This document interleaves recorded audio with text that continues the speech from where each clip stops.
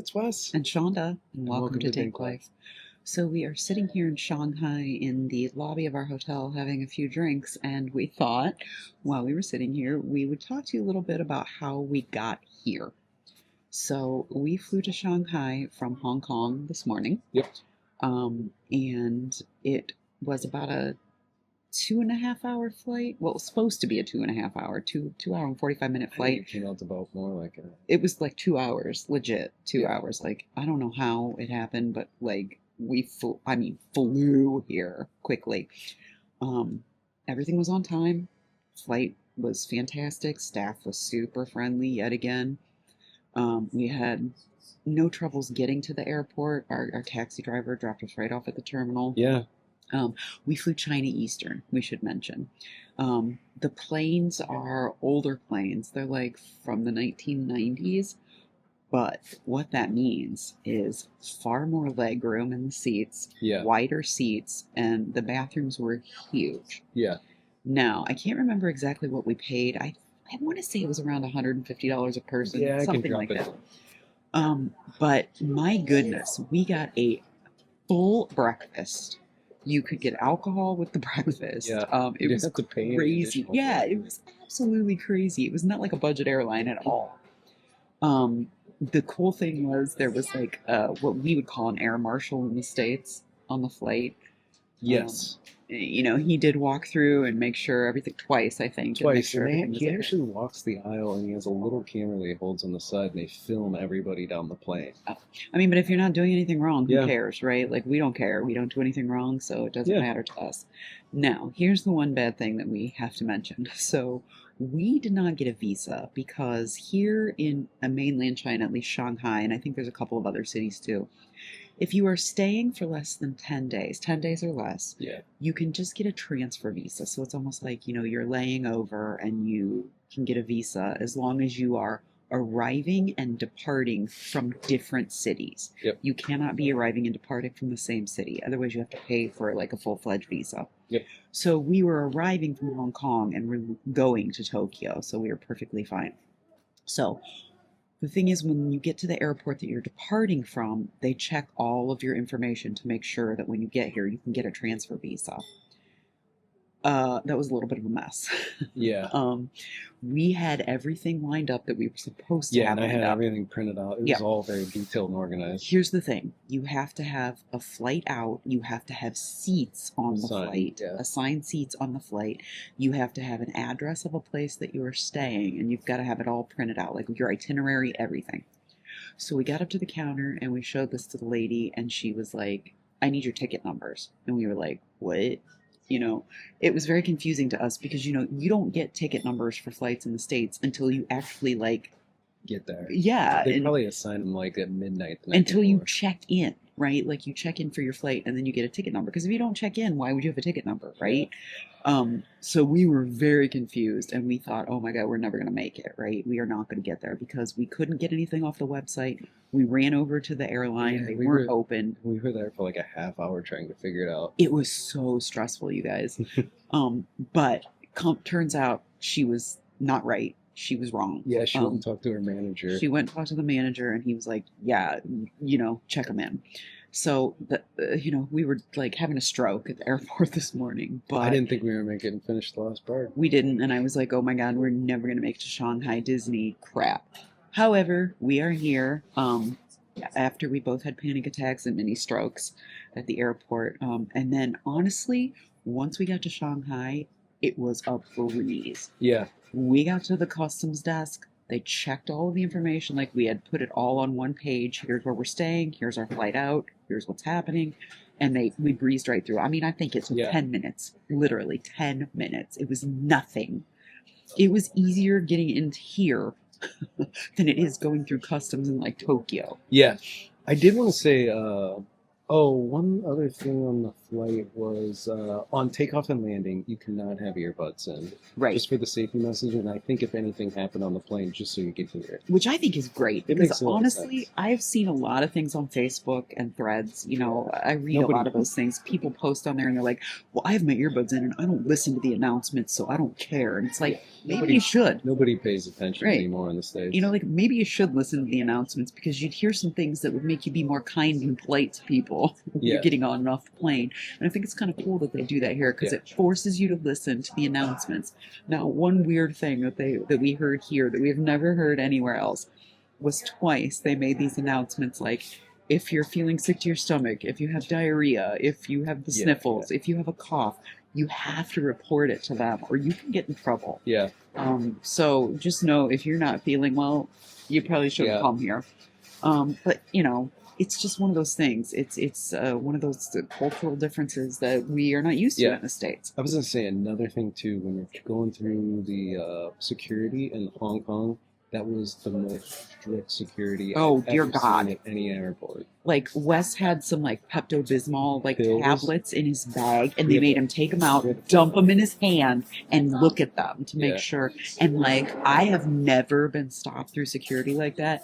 They stopped me because I had tweezers in my makeup bag, like you know eyebrow tweezers in my Yeah. makeup bag. So just beware. They're gonna They go will through stop you everything. for anything. It's fine. I mean, we Yeah, don't have we anything don't that have we anything shouldn't that's have. dangerous, yeah. But it is so strict here. When we got to Hong Kong and we're flying to Shanghai, it was crazy strict.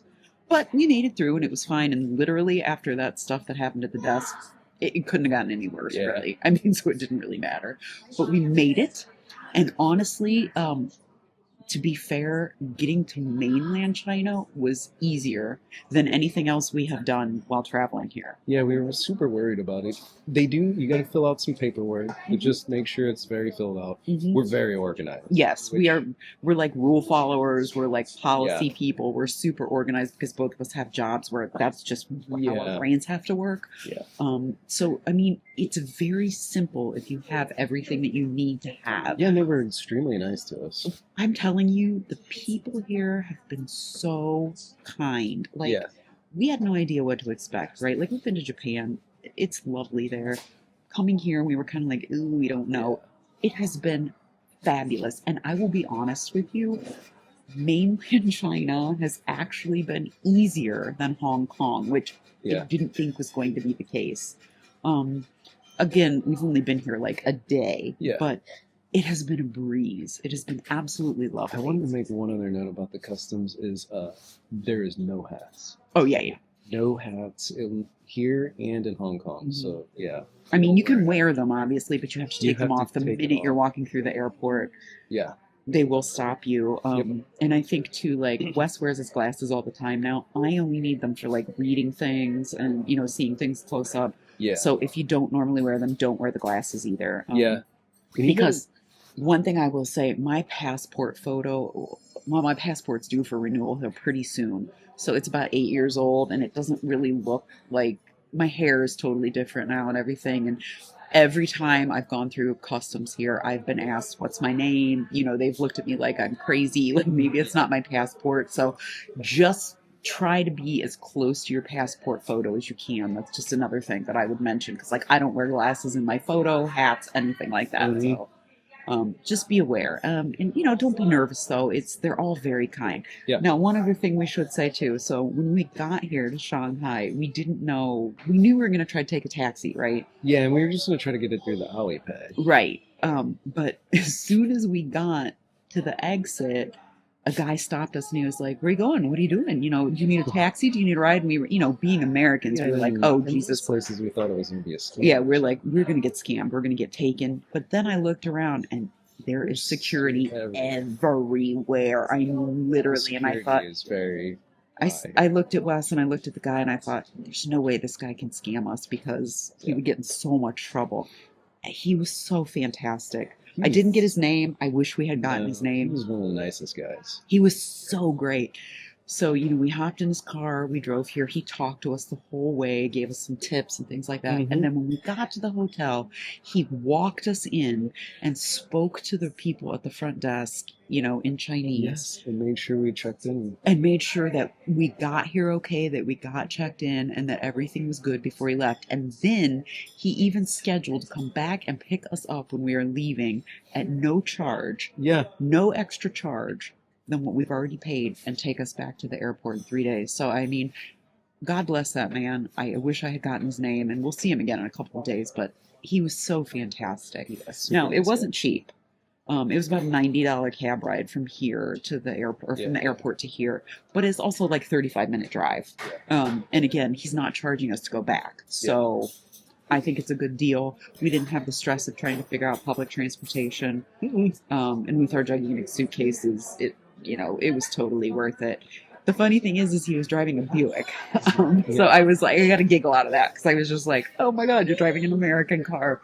But so far, we have had no issues here whatsoever, and it has been absolutely amazing. Yeah.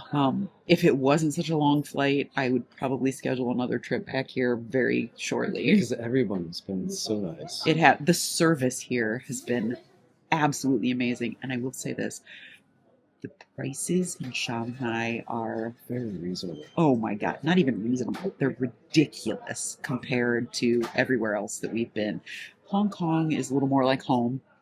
With the prices. Here, I swear to you, if you watch our video today from being in Disney Town, we both got gigantic bowls of soup and pots of tea, and the whole meal, $13. I'm not joking. You can't even get McDonald's for that at home. So, I mean, totally reasonable. And if you're coming to China, I would say Shanghai is the place to be. Yeah. Just from what we've seen so far. Yeah. But we just wanted to give you those few little tips. I mean, not everybody is obviously going to fly in here and leave here the way that we did, but if you do the temporary visa. Yeah, don't be intimidated. No, it was absolutely a piece of cake. And the thing is, we watched some videos before we came, and kind of people made it seem like it was going to be a little bit of a wreck. Yeah, like even through customs is going to be so hard. Like we saw some vlogs that were like, it was so disorganized, and we waited for an hour, and it was we had none of that. It was so organized. We flew right in there. We were in and out of there in 10 minutes. Piece of cake. Just make sure to have your information be organized. If you're organized, it will be a piece of cake for you. If you're not, probably it won't. So, I mean, I would do it again. Yeah. I would definitely do it again. And if you're thinking about coming to Shanghai Disney or Shanghai in general, I would say do it. It has been a complete pleasure so far. Very so expensive. Yeah. But just remember, as always, whatever you decide to do, just get out there and do it.